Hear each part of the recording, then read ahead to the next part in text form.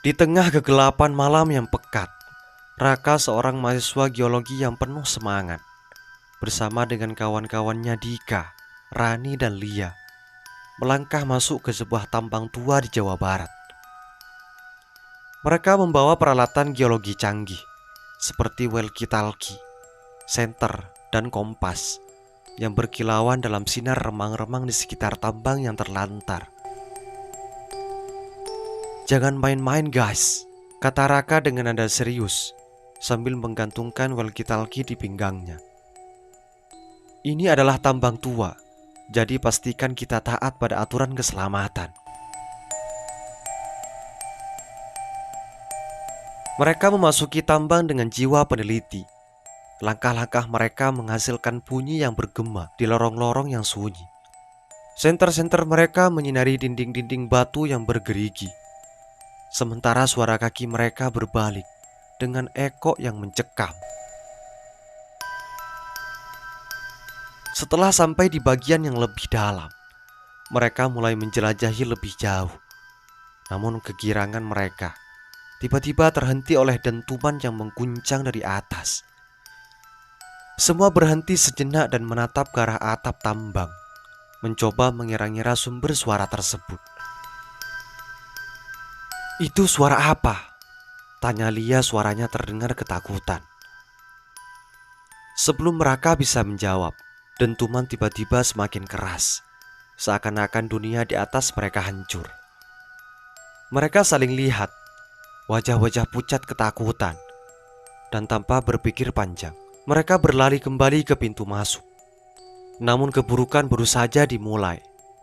Saat tiba di pintu masuk, mereka disambut oleh tumpukan batu dan tanah yang telah menutupi jalan mereka. Teriakan-teriakan ngeri menggema di udara ketika mereka menyadari bahwa mereka terjebak di dalam tambang. Dengan gemetar, Raka mencoba menggunakan walkie-talkie untuk menghubungi tim penelitian mereka di luar, tetapi hanya kebisuan yang menyambut. Sinyal mereka telah terputus dan ketakutan mengelanjuti di dalam tambang yang gelap.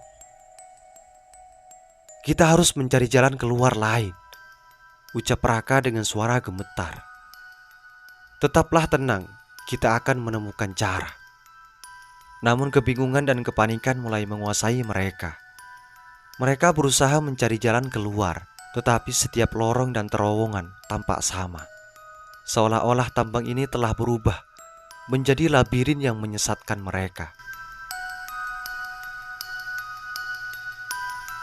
Dalam kegelapan yang semakin menusuk, Raka menyadari bahwa mereka tidak hanya kehilangan kontak dengan dunia luar, tetapi juga kehilangan kendali atas nasib mereka di dalam tambang yang gelap dan misterius ini.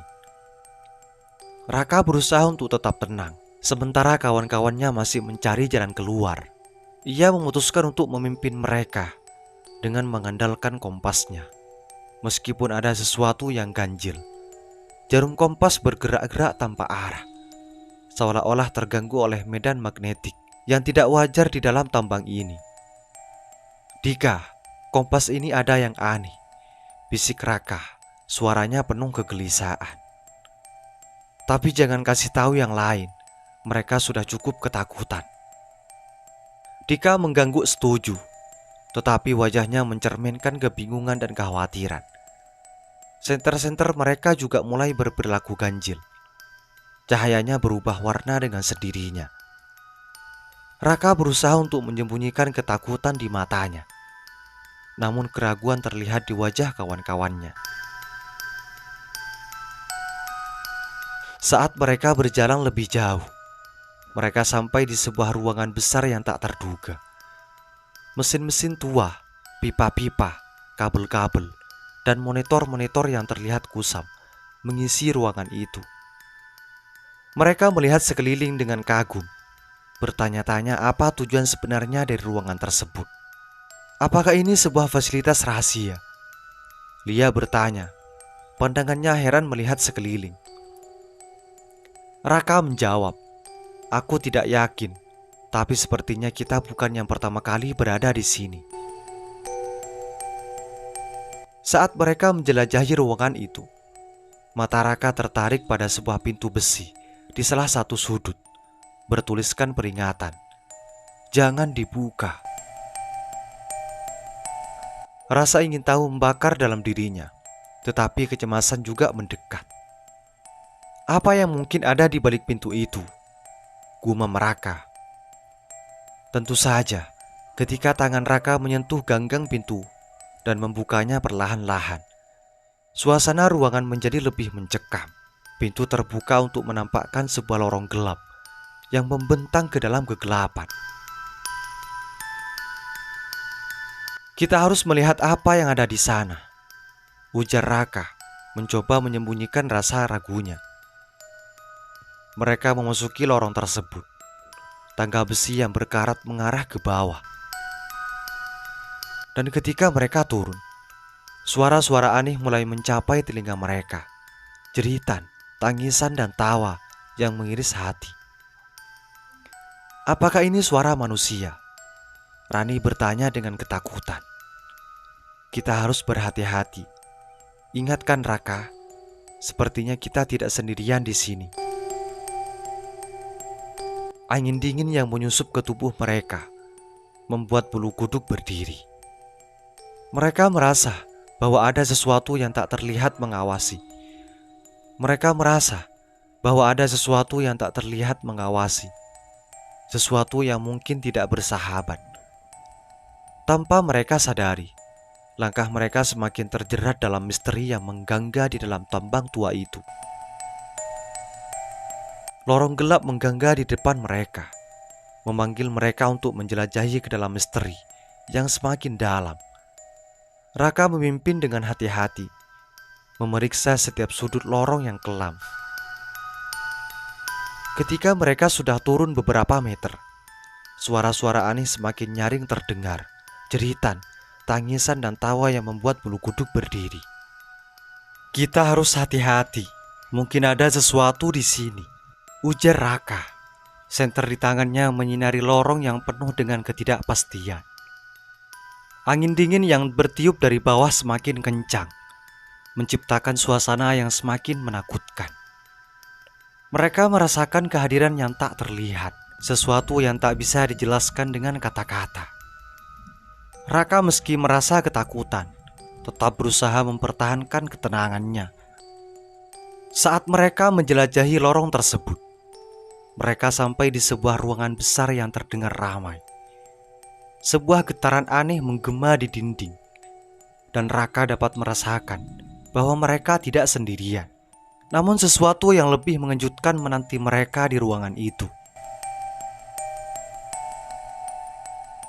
Di tengah ruangan, mereka melihat sosok-sosok kabur yang bergerak di kegelapan. Raka mengedarkan cahaya senternya dan terkejut melihat bayangan-bayangan tersebut menjadi wujud sosok-sosok manusia yang berada di antara batu-batu besar. Mereka adalah arwah-arwah penasaran yang seakan terjebak di dalam tambang ini. "Kami tidak ingin menyakiti kalian," kata Raka dengan suara gemetar. Arwah itu memberikan tanggapan dengan suara yang tidak bisa dijelaskan. Mereka terus berkeliaran, kadang-kadang menampakkan wajah-wajah yang dipenuhi duka di balik bayangan mereka. "Mereka butuh bantuan," Lia mengatakan dengan nada simpati. Namun ketika mereka mencoba mendekati arwah-arwah itu, suasana berubah drastis. Udara menjadi lebih dingin, dan arwah itu mulai menunjukkan wajah menakutkan mereka yang sangat menyeramkan. Mayat berdarah, hantu tanpa kepala, dan sosok hitam yang menakutkan melintas di hadapan mereka. Tanpa peringatan, arwah itu menyerang. Mereka merasuki tubuh Raka dan teman-temannya, mencoba untuk mengambil alih jiwa mereka. Raka dan teman-temannya berjuang dengan keras, menggunakan senter, kompas, dan doa-doa yang mereka ingat. Namun teror di kegelapan semakin mengganas. Raka menyadari bahwa mereka tidak dapat melawan kekuatan yang tak terlihat ini dengan peralatan biasa. Suasana semakin tegang, dan satu persatu teman-temannya jatuh menjadi korban arwah yang kelam ini. Raka merinding ketakutan saat melihat teman-temannya satu persatu menjadi korban arwah yang haus darah. Mereka tidak bisa berbuat apa-apa di dalam tambang yang gelap gulita. Senter dan kompas mereka tidak berguna, dan doa yang mereka ucapkan hanyalah bisikan yang tidak berdaya di tengah jeritan arwah yang mencekam. "Kita harus bertahan," teriak Raka, tetapi suaranya tenggelam di dalam kegelapan. Arwah-arwah itu tidak kenal ampun, berubah menjadi sosok yang menyeramkan dan menyiksa teman-temannya. Raka berusaha menggunakan senter untuk mengusir arwah yang menghampirinya. Akan tetapi usahanya sia-sia. Raka dan teman-temannya tidak punya pilihan selain melawan. Namun teror di kegelapan semakin menggila. Lia menjadi gila, tangannya memegang kepalanya sambil berteriak-teriak. Dika berusaha melawan arwah yang menyerangnya, tetapi terlihat lemas saat cahaya senter semakin redup. "Kita harus mencari cara lain untuk melawan mereka," teriak Raka, tetapi suaranya hanyalah desahan di tengah raungan arwah yang mengerikan. Tiba-tiba Raka merasakan dingin menusuk. Sosok hitam muncul di depannya yang siap untuk merenggut nyawanya.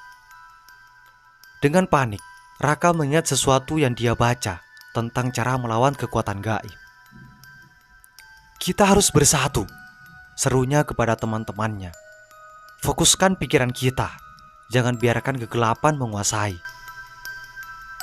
Mereka mengumpulkan sisa-sisa kekuatan mereka untuk menciptakan lingkaran energi positif. Mereka berpegangan tangan, merapatkan diri dalam semangat bersatu. Cahaya kecil mulai muncul di tengah kegelapan, membentuk perisai pelindung. Arwah itu menjerit kesakitan, merasakan kekuatan positif yang mengelilingi mereka. Beberapa di antara mereka mundur, sementara yang lain terus menyerang. Dengan kekuatan terakhir mereka, Raka dan teman-temannya melancarkan serangan balasan. Mereka berteriak-teriak kata-kata pemberdayaan, mengusir arwah yang mengerikan itu. Perlahan-lahan, kegelapan mulai hilang dan arwah itu mulai menghilang. Namun mereka telah membayar mahal. Dika dan Rani terbaring lemas di tanah, tampak habis-habisan dan kehilangan banyak energi mereka. Lia yang terdengar semakin lemah membisik, "Kita harus keluar dari sini." Raka menatap sekeliling. Kompas dan senter mereka mungkin rusak, tetapi mereka harus menemukan jalan keluar dari tambang ini. Mereka tahu bahwa perjalanan mereka belum berakhir, dan mungkin tantangan lebih besar menanti di lorong-lorong yang gelap dan misterius ini. Raka dan teman-temannya yang tersisa berusaha untuk bangkit, meskipun tubuh mereka terasa lemas dan sakit. Senter yang redup dan kompas yang rusak hanyalah bekas-bekas alat yang pernah membantu mereka. Kegelapan di dalam tambang ini terasa semakin mencekik. "Kita harus segera keluar dari sini," bisik Raka, wajahnya pucat pasi. Ada sesuatu di dalam tambang ini yang tidak wajar. Mereka berjalan pelan-pelan melalui lorong-lorong yang gelap, mencari jalan keluar. Setiap langkah mereka diikuti dengan ketakutan yang mendalam. Teror yang mereka rasakan belum usai, dan misteri tambang ini semakin pekat. Tiba-tiba Raka melihat sesuatu yang menarik perhatiannya. Sebuah pintu besi di lorong yang tampak lebih terang dari yang lain. Mungkin ini adalah jalan keluar, harapnya. Lalu mengajak teman-temannya mendekat. Namun ketika mereka mencoba membuka pintu besi tersebut, kekecewaan menyelimuti wajah mereka. Pintu itu terkunci rapat, tanpa celah untuk dibuka. "Kita harus mencari cara membukanya," ujar Lia, berusaha tetap bersemangat. Raka setuju, dan mereka mulai mencari di sekitar ruangan untuk menemukan sesuatu yang dapat membantu membuka pintu tersebut. Di antara sampah dan peralatan lama, mereka menemukan palu dan sekop yang terlupakan. sementara mereka mencoba membobol pintu besi. Raka merasa ada sesuatu yang ganjil. Suara-suara aneh kembali terdengar, dan isak-isak tangis yang terputus mengisi udara. Dia merasa seolah-olah sesuatu yang sedih dan putus asa terjebak di dalam tambang ini. Setelah berjuang keras, pintu besi akhirnya terbuka. Namun alih-alih menemukan jalan keluar, mereka malah menemukan lorong gelap yang menjulang ke dalam tanah. Di ujung lorong, mereka melihat cahaya samar yang menggoda. Tidak punya pilihan lain, Raka dan teman-temannya memutuskan untuk terus berjalan. Tangga besi yang berkarat membawa mereka lebih dalam kegelapan. Semakin mereka turun, semakin terdengar suara-suara aneh, dan semakin dingin angin yang menyerang. Tiba-tiba lorong melebar, dan mereka melihat pemandangan yang mengejutkan dan juga menyeramkan. Sebuah dunia gelap dipenuhi dengan bayangan-bayangan melayang dan suara-suara tak terlihat. Mereka menyadari bahwa mereka telah membuka pintu menuju dunia lain. Dunia yang gelap dengan sepi, dunia yang penuh dengan arwah-arwah penasaran. Raka menyesali keputusannya untuk membuka pintu besi tadi. Menyadari bahwa mereka telah terperangkap di dalam tambang ini selamanya. Dia menangis dan berteriak, tapi tak ada yang mendengarnya. Mereka telah masuk ke dunia yang misterius, dan tak ada jalan keluar. Teror di dalam tambang berlanjut, dan Raka bersama teman-temannya terperangkap dalam kisah horor yang tak berakhir. Dan cerita pun selesai.